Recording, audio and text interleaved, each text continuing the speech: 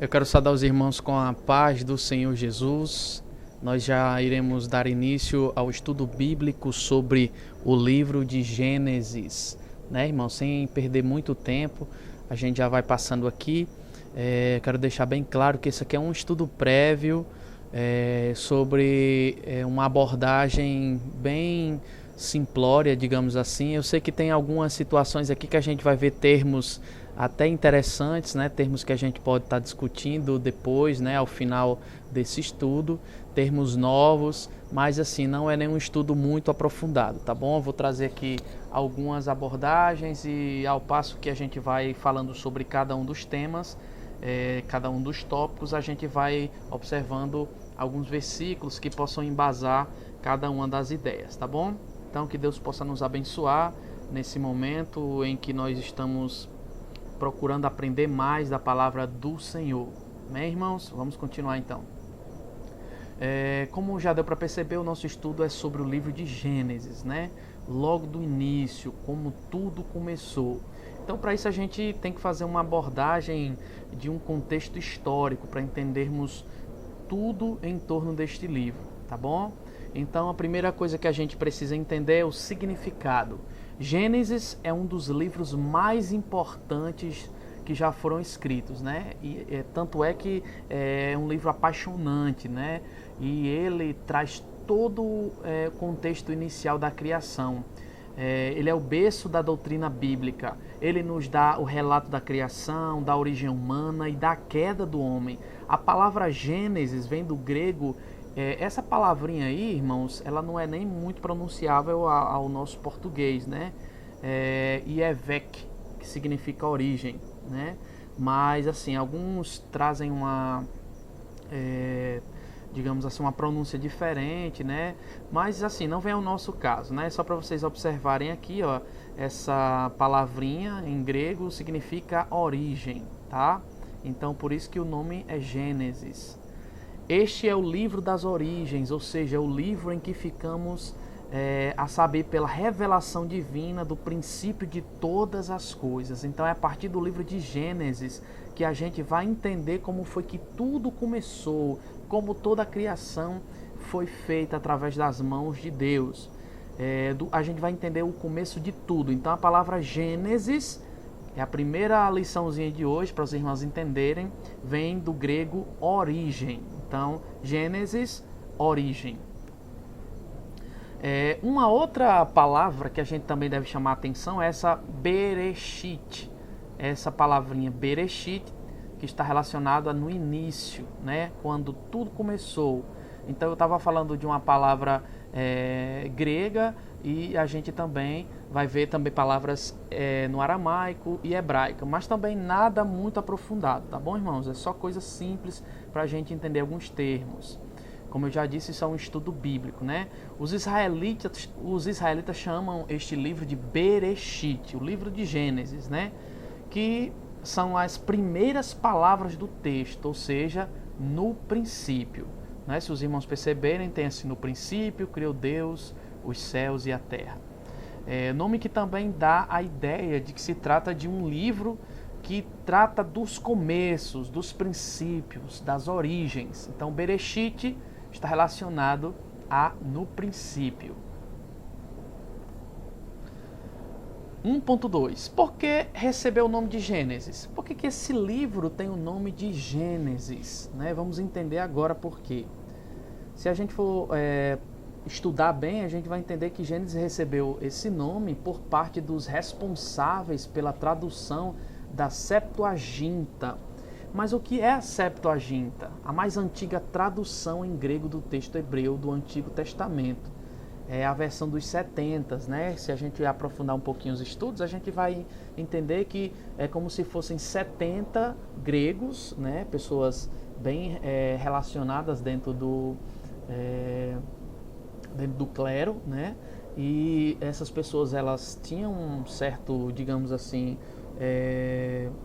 status de conhecimento. Eles eram rabinos, na realidade, né? Eles eram representantes da tribo, de cada uma das tribos. Então, não era exatamente os 70, mas era um número bem próximo a disso. Por isso que o nome ficou chamado de Septuaginta, né? Os responsáveis pela tradução foram eles que começaram a traduzir este livro. Então, esses 70 rabinos, que eram considerados, digamos, os representantes das 12 tribos, né? Eram 6 de cada uma das 12 tribos, trabalharam nessa tradução. Então, segundo essa tradição, teriam completado a tradução em 72 dias. É um outro número bem relacionado, né? Como eu disse, os 70 está relacionado tanto à quantidade, muito embora 6 de cada tribo não vai dar, assim, o número dos 70 que a gente está vendo aqui não é exato, alguns trazem essa versão de 70, outros não, mas é um número bem próximo, né? 72 rabinos, próximo dos 70. E também o número 70, que é o 70 relacionado aos dias para traduzir esse livro, né? Foram 70 dias. Aliás, 72 dias. Tudo muito próximo dos 70, né? Então, aqui nós temos algumas imagens, né? Relacionando os rabinos, né? Que eram os representantes, né? Digamos, o clero daquela época. E a Septuaginta, que já seria essa tradução dos 70, tá bom? Eu sei que essa parte aqui é um pouco, digamos, teológica, mas é interessante, tem algumas pessoas que gostam de estudar essa parte. O que conteúdo apresenta o livro de Gênesis? Então a gente vai ver agora mais ou menos que conteúdos são destacados nesse livro. Em Gênesis, nós temos a origem do universo, do nosso sistema solar, da vida, do homem, do pecado, do casamento, dos idiomas, das indústrias, do governo, da religião e da nação de Israel. Então, é muito rico esse livro, traz muita informação sobre como tudo começou, desde a origem do universo, de como as coisas foram feitas, de como os idiomas foram se desenvolvendo, de como a indústria cresceu, de como os governos foram constituídos. Neste livro, por 10 vezes aparece a palavra geração. Então, ou seja, é bem cabível esse nome, né, para este livro, que foi a origem mesmo, né? Então, basicamente significa a origem ou, no contexto, o relato da origem, né? As gerações que são citadas nesse livro são essas: geração do universo, geração de Adão, geração de Noé. Aí eu coloquei do lado, irmãos, as referências para os irmãos depois observarem cada uma dessas gerações aí nos seus respectivos versículos. Gerações do filho de Noé, gerações de Sem, geração de Terá, geração de Ismael, de Isaac, de Esaú, de Jacó. Autoria do livro de Gênesis. É uma coisa bem interessante, né, irmãos, que eu acho que todo mundo já ouviu falar, né, de Moisés enquanto autor do livro de Gênesis, né? Gênesis é um dos livros atribuídos a Moisés, assim como os 4 seguintes, formando o chamado Pentateuco. Todo mundo já ouviu falar, né? Pentateuco. Penta vem de 5. Então, são os 5 primeiros livros da Bíblia escritos por Moisés. Então, esse Pentateuco vem do grego os 5 rolos, que são chamados de os livros da lei, ou a Torá, né? Que a gente também já com certeza ouviu falar, que os israelitas denominavam, né, esses 5 livros, que a gente chama de Pentateuco, de Torá. Como este grupo é denominado pelos israelitas, né? Torá é um vocábulo hebraico que significa ensinamento ou lei. Então, como a gente sabe, naquela época a Torá muitas vezes era lida em alguns contextos de doutrina, de ensinamento, por se tratar de livros que trazem muitas leis, muitos ensinamentos. Aí aqui a gente tem só uma imagem de formato pergaminho, né, de como era escrita a Torá. Moisés escreveu Gênesis durante a peregrinação de Israel para a Terra Prometida. Lá em Lucas capítulo 24, versículo 27, corrobora com isso, vai dizer exatamente isso que a gente está falando. E começando por Moisés e todos os profetas, explicou-lhes o que constava a respeito dele em todas as escrituras. Então, por que Lucas teve o trabalho de falar sobre Moisés, começando por Moisés. Isso era quando Jesus estava explicando, né? Começando por Moisés, ou seja, os primeiros livros, a Torá, o Pentateuco. Então Moisés era, no caso, foi o autor dos 5 livros, por isso que Lucas ressalta. Então, está testificando realmente a autoria de Moisés. Os fatos narrados em Gênesis terminam aproximadamente 300 anos antes do nascimento de Moisés, com a história de José. Então todo mundo sabe, quando está lendo Gênesis, que este livro ele vai findar a sua história lá em José, né? Foi concluída em aproximadamente 1500 anos antes de Cristo. Então uma coisa interessante a se destacar aqui, né? Que o livro de Gênesis terminou 300 anos antes do nascimento de Moisés, tá certo? E 1500 anos antes de Cristo. Aí você pode perguntar, meu irmão, então como é que Moisés escreveu sobre o que não viu? Então, como Moisés escreveu o livro de Gênesis, já que foi findada a sua escrita 300 anos antes do seu nascimento? Vamos lá. Lá em 2 Pedro, capítulo 1, verso 21, diz: porque a profecia nunca foi produzida por vontade de homem algum, mas os homens santos de Deus falaram inspirados pelo Espírito Santo. Então, o que está querendo dizer aqui, irmãos, eu acho que todo mundo entendeu, é que tudo que foi escrito em Gênesis foi inspirado por Deus. Então, Deus inspira Moisés a escrever Gênesis, assim como os outros livros que foram inspirados por Deus também. Aqui naquela época você não tinha um acesso a uma tecnologia em que as histórias pudessem ser escritas em livros. Naquela época ainda existia essa grande dificuldade de escrita. Então as histórias elas eram passadas e contadas pelos mais velhos, eram contadas por pessoas que estavam diretamente ligadas digamos, a escritura, não de livros, mas por meio de pergaminhos, por meio de papiros, que eram mais ou menos o papel daquela época, né? Mas principalmente, além desse registro, tinha a inspiração de Deus. Qual a importância do livro de Gênesis? Irmãos, é bem importante, viu, irmãos? Por quê? Toda a doutrina bíblica tem seu fundamento no livro de Gênesis. Este livro é mencionado mais de 200 vezes no Novo Testamento. Então, apesar de muita gente, até crente, né, falar sobre o livro de Gênesis, que traz algumas, entre aspas, mitologias, algumas histórias, é bem verdade que Gênesis é super importante para a doutrina e fundamentação do restante da Bíblia. No livro de Gênesis, Deus fala sobre o homem, como ele era desde a sua criação e como é hoje, ajudando-nos a entender melhor a sua natureza.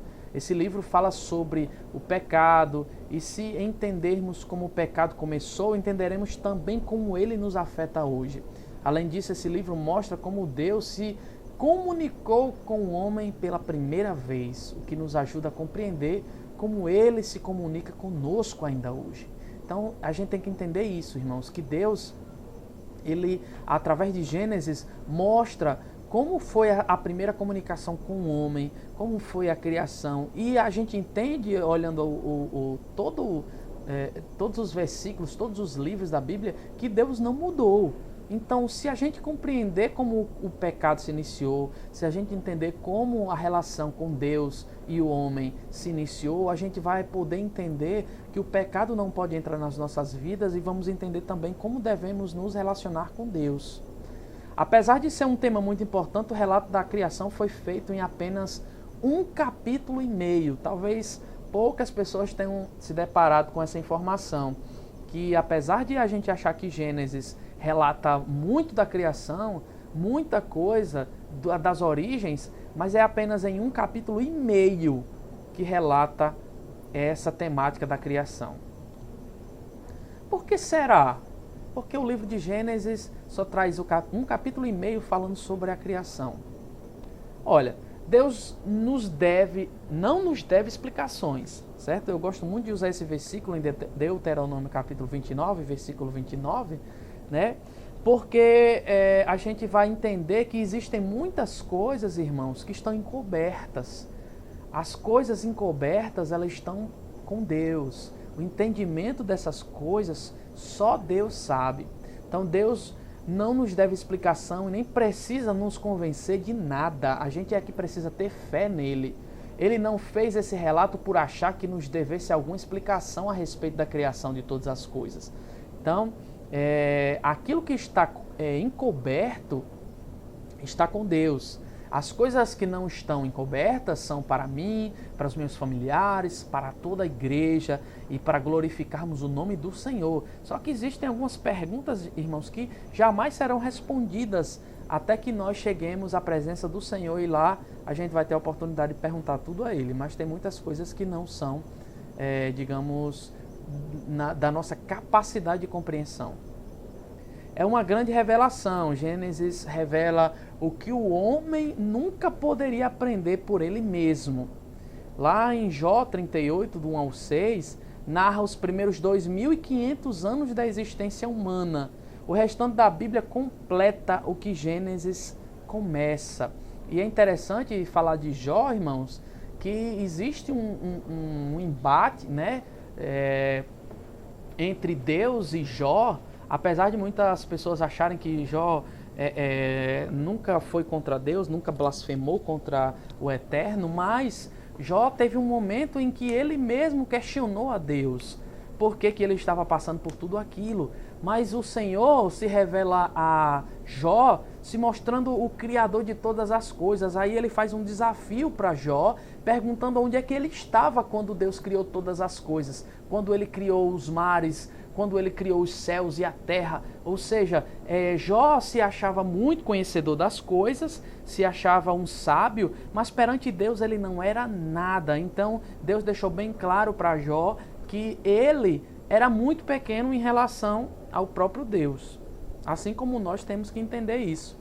Lá em Gênesis capítulo 3, versículo 15, nesta primeira promessa evangelística, né, que a gente vê que Deus está falando lá sobre quando... Se a gente observar com calma, a gente vai entender que foi, digamos assim, o primeiro relato em que a gente percebe o Messias, né? A gente vai entender que o Senhor está dizendo que vai colocar a inimizade entre a mulher e entre a descendência, digamos assim, dela, que ferirá a cabeça, né, da serpente. Então, nesse momento aí, o Senhor está querendo dizer que o filho dessa mulher, ele vai, digamos assim, batalhar contra essa serpente e ferirá a sua cabeça. Então, mas também a serpente vai, digamos assim, ferir o calcanhar, né, do filho da mulher. Mas isso aí a gente consegue entender que é uma profecia que se trata da vinda do Messias, né, para salvar a igreja do Senhor. Porque Gênesis é um livro que gera polêmica. Isso é verdade, irmão. Tem muita polêmica por trás do livro de Gênesis. Muitos cientistas não acreditam, né, no relato da criação. E, inclusive, muitos crentes acreditam que isso é apenas uma ilustração para que a gente possa entender que Deus criou os céus e a terra. No entanto, a gente tem que entender que Gênesis ele é o primeiro dos 66 livros da Bíblia que constituem uma unidade sólida, pois corresponde à própria palavra de Deus que é examinada. Então, irmãos, é verdade, preciso ter muita fé para acreditar no relato de Gênesis, porque às vezes parece um pouco fora da realidade, não é? Mas assim, Deus, como eu disse no início, não está preocupado em trazer nenhuma explicação científica para que a gente possa acreditar em suas coisas, né? Então é importante eu entender isso, que esse é um livro de fé, profético e não científico. Lá em João 5,39 diz: vocês estudam cuidadosamente as Escrituras porque pensam que nelas vocês têm a vida eterna. E são as Escrituras que testemunham ao meu respeito. Então, a gente tem que entender isso, que as Escrituras testemunham ao respeito de Deus. Então, uns pequenos detalhes, como eu falei lá em Deuteronômio 29, estão com Deus. Então, as coisas que a gente não consegue responder, está sobre os conhecimentos e os cuidados de Deus, e um dia Deus há de abrir a nossa mente para compreender melhor isso. Gênesis é provavelmente um dos mais controversos livros já escritos, por isso existem posições extremamente antagônicas em relação à criação. Existem muitas explicações contrárias à explicação da Bíblia. Como os irmãos já sabem, a teoria da evolução trata totalmente diferente da criação, né? Fala da evolução de um homem, é bem claro que a gente destaque aqui, que muitos irmãos acham que a ciência fala sobre evolução que a gente provém dos macacos, mas isso é um assunto para outro momento. Na realidade, o homem, segundo a ciência, não vem do macaco, né? Seria uma evolução que viria do primata, e esse primata geraria tanto o homem quanto o macaco. Mas os irmãos depois podem nos procurar para ver uma explicação melhor sobre isso, tá? O que acontece é que a ciência por si só é o estudo de dados ou fenômenos que podem ser observados, experimentados, objetivamente calculados, quantificados e provados. Então a ciência se preocupa com as provas, é como pode ser provado. Já a gente se preocupa com a fé. Então é impossível fazer uma abordagem científica de Deus. De acordo com Hebreus 11:6, a única maneira de nos aproximarmos de Deus é através da fé. Então, se a gente não tiver fé, a gente não agrada a Deus. Então, deixemos isso bem claro, que há uma diferença entre essa cientificidade e a fé. Que histórias são contadas nos capítulos de Gênesis? Em Gênesis, há somente 2 capítulos descrevendo a história do universo, como eu já falei, né? 1,5 capítulo. E apenas 9 capítulos relatando a história das nações. 39 capítulos tratam da história de Abraão, Isaac e Jacó, os patriarcas, os pais das tribos de Israel. Então, essa é mais ou menos a distribuição dos assuntos em relação ao livro de Gênesis, principalmente tratando das histórias de Abraão, Isaac e Jacó. Capítulo 1 e 2, a gente vai fazer uma abordagem geral de cada capítulo assim, bem rapidamente. Os capítulos 1 e 2 falam sobre a criação do universo, da palavra de Deus. O autor não apresenta argumentos filosóficos nem explicações científicas desse processo. Você nunca vai ver lá como foi que Deus cientificamente criou o homem. Criou os animais, criou a terra, o universo. É só pelo poder da sua palavra. Então ele criou todas as coisas pelo poder da palavra. O primeiro capítulo descreve a criação geral e o segundo volta a destacar mais detalhadamente Deus, como fez todas as coisas. Então, a gente vê que tem uma descrição, depois volta para que haja uma explicação mais detalhada. Por isso que, inclusive, há uma confusão entre entender como foi a criação da mulher, se foi depois dos sete dias ou se foi antes. E eu até expliquei já também sobre isso, né, irmãos? Que é interessante entender que Adão e Eva foram criados não em dias tão separados. Só que é porque lá no outro capítulo vai descrever exatamente como é que foi a criação mais detalhada.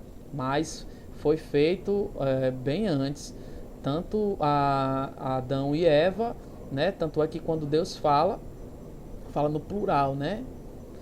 O amor seria manifestado em ato de obediência para agradar o Criador, enquanto a rebeldia seria a prova do desrespeito para com eles. Então descobrimos no capítulo 2 que a vontade de Deus é que haja um casamento entre o homem e a mulher. Um outro destaque, a gente vê isso lá no capítulo 2. Tanto o capítulo 1, que dá destaque à criação do homem, da mulher. O capítulo 2 dá uma explicada melhor sobre a criação do homem e da mulher e fala também do casamento.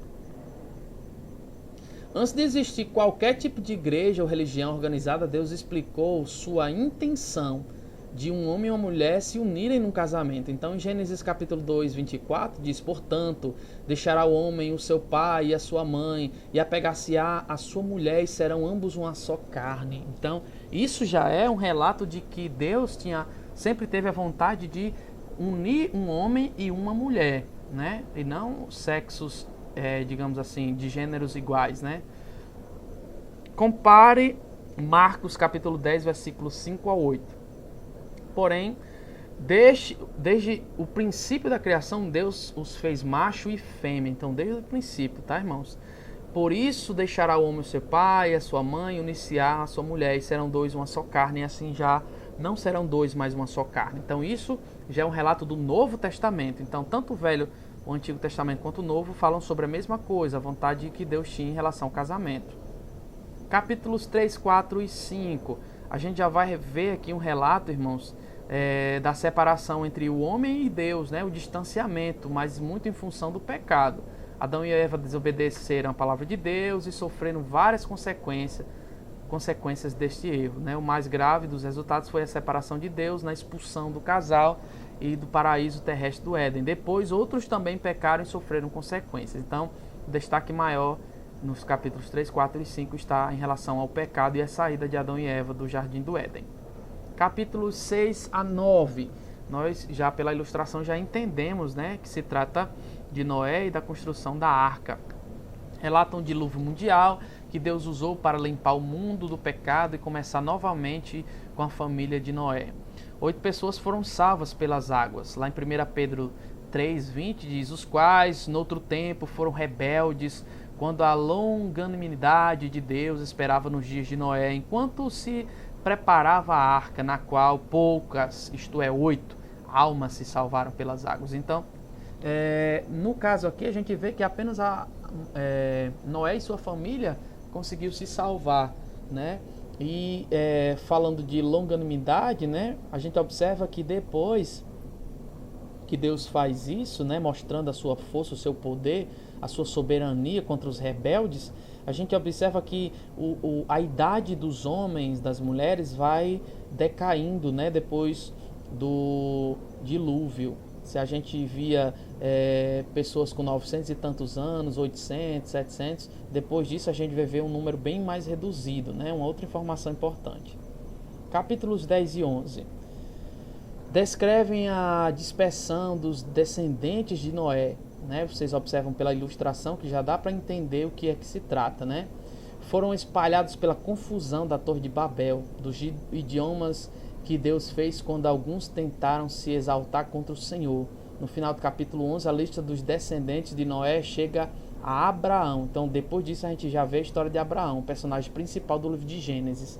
Então, irmãos, o povo desobedecia demais a Deus. Então, uma das explicações, né, para Deus permitir que houvesse essa confusão de línguas era para que houvesse a obediência ao seu mandado. Porque Deus queria que todos constituíssem famílias e saíssem aos 4 cantos da terra, né, todo o globo terrestre, para que pudesse povoar toda a terra. Mas o povo não queria fazer isso. Todo mundo só queria se aglomerar em um local só. Então Deus fez a confusão de línguas para que cada um procurasse formar a sua própria geração, sua própria família, e dessa forma obedecer aquilo que ele pediu. Capítulos 12 até os 50, como eu já falei, né, vai falar das histórias daquelas gerações dos patriarcas, né, que Deus vai falar da geração da família pela qual Deus prometeu cumprir os propósitos com os homens, né? Deus prometeu fazer os descendentes de Abraão uma grande nação que receberia uma terra especial. Mais importante, ele disse que um dos descendentes desse patriarca abençoaria todas as famílias da terra. Então, por meio dessa família, desses descendentes, sairia o Salvador, né? Que nós já conhecemos muito bem, o Salvador das nossas almas. Bom, nestes capítulos aprendemos sobre a fé obediente de Abraão, Isaac, Jacó e José. A gente sabe muito bem, né, do que Deus fez com Abraão, e Abraão conseguiu ser obediente a Deus até o final. Fala também de José sendo obediente. Então, são coisas bem importantes. Dessa maneira, Moisés apresentou o pano de fundo para o povo israelita de sua geração e compreendeu seu lugar no plano de Deus. Análise dos capítulos. Agora a gente vai analisar cada capítulo de uma forma um pouco mais aprofundada, tá? Mas também não tão aprofundada ainda. No Gênesis 1:1, no princípio criou Deus os céus e a terra, se refere ao princípio do universo, à origem do tempo, da matéria. Sabemos que Deus já está lá. Antes do nada, Deus já existia. Então, é uma das coisas que muita gente pergunta: quem foi que criou Deus, né? Então, são perguntas que jamais responderemos, porque, segundo a própria Bíblia, ele sempre existiu. E lá em Salmo 190, lá no Salmo 19, versículo 1, diz: os céus declaram a glória de Deus e o firmamento anuncia a obra das mãos, das suas mãos. Então, o próprio universo, a própria criação já anuncia a Deus. Salmo 90, verso 2: antes que os montes nascessem, ou que tu formasses a terra e o mundo, mesmo de eternidade a eternidade, tu és Deus. Ou seja, aqui mostra já a eternidade de Deus. Hebreus 11, 3: pela fé entendemos que os mundos pela palavra de Deus foram criadas, de maneira que aquilo que se vê não foi feito do que é aparente. Então a gente não tem a capacidade de compreender nem a criação e nem o fim das coisas. Por isso que Deus coloca uma linguagem mais fácil para entendermos. Deus é eterno e por isso não foi criado, mas sim o Criador. Lá em Deuteronômio 33, 27, 1 Timóteo 1, 17, tem mais sobre isso.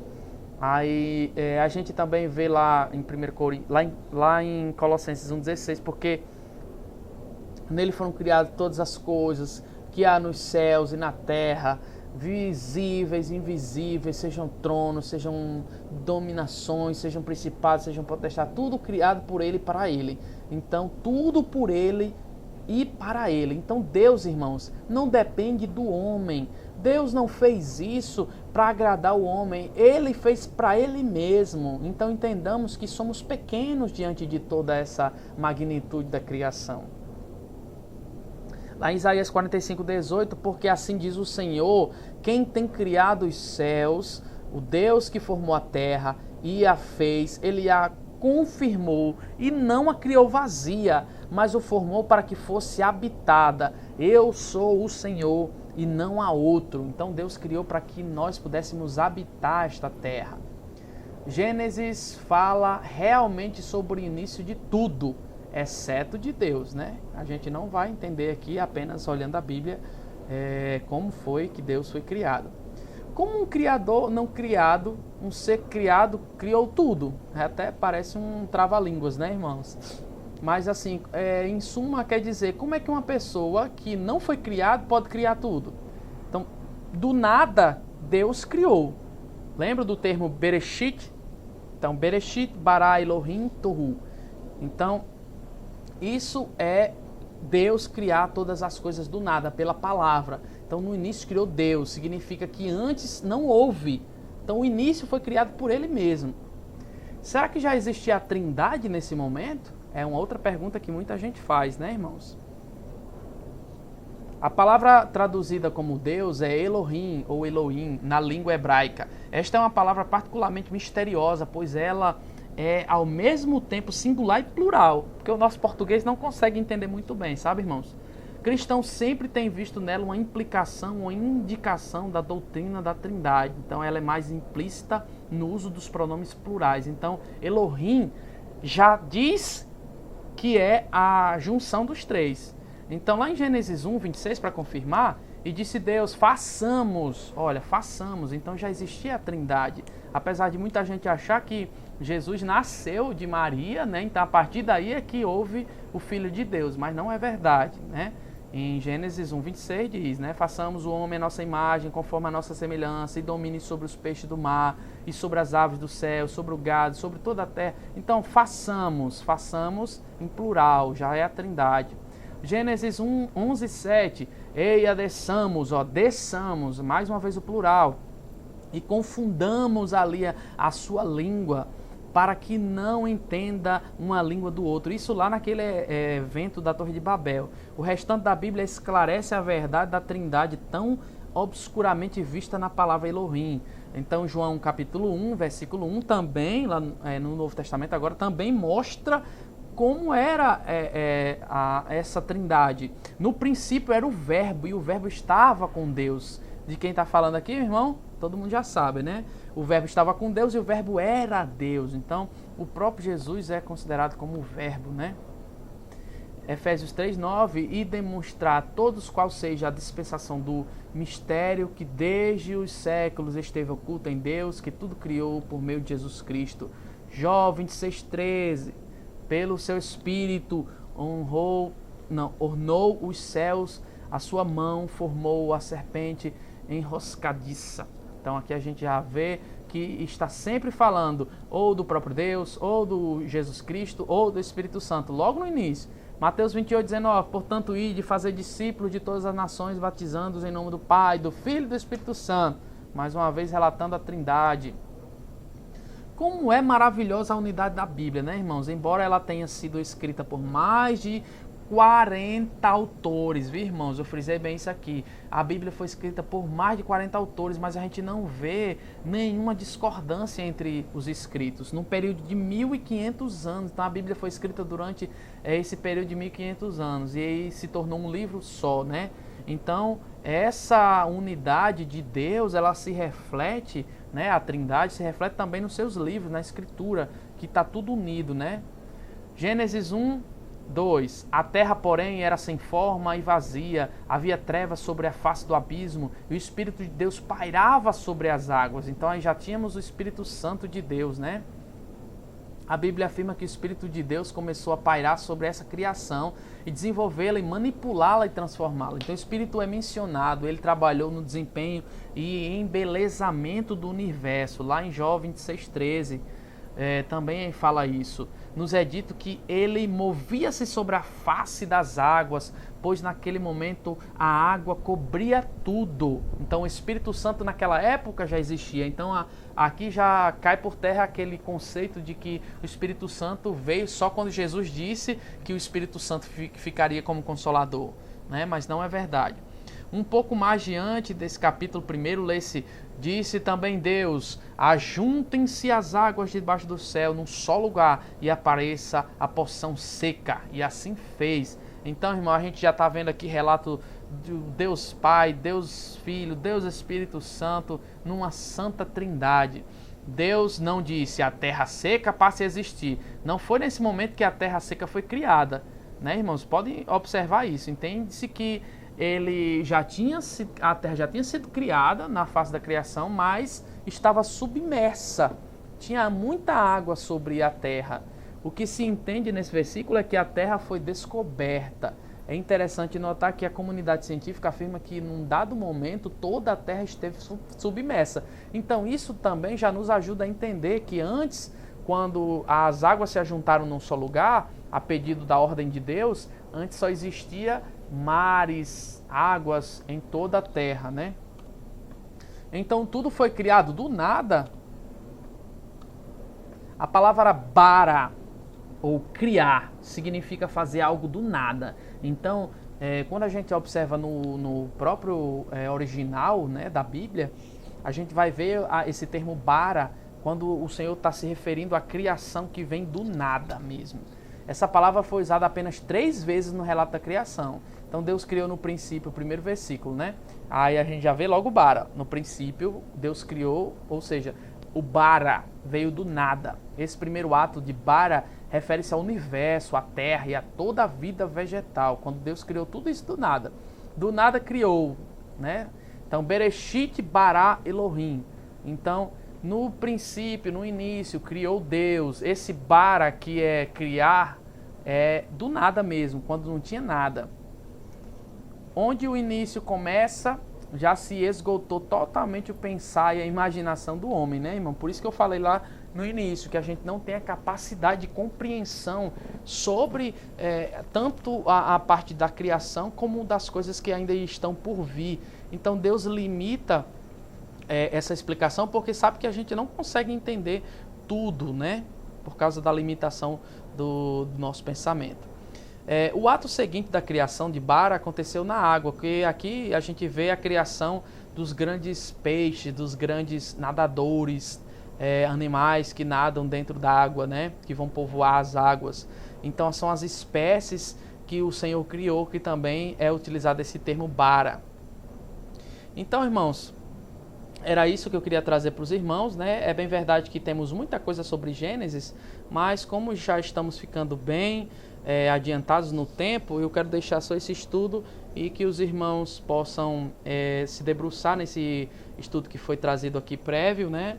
E que possam ficar na santa paz do Senhor Jesus. E como eu já disse anteriormente, a qualquer dúvida que os irmãos apresentarem, vamos comentando aí, a gente vai debatendo. Amém? Então que Deus abençoe a todos em nome de Jesus.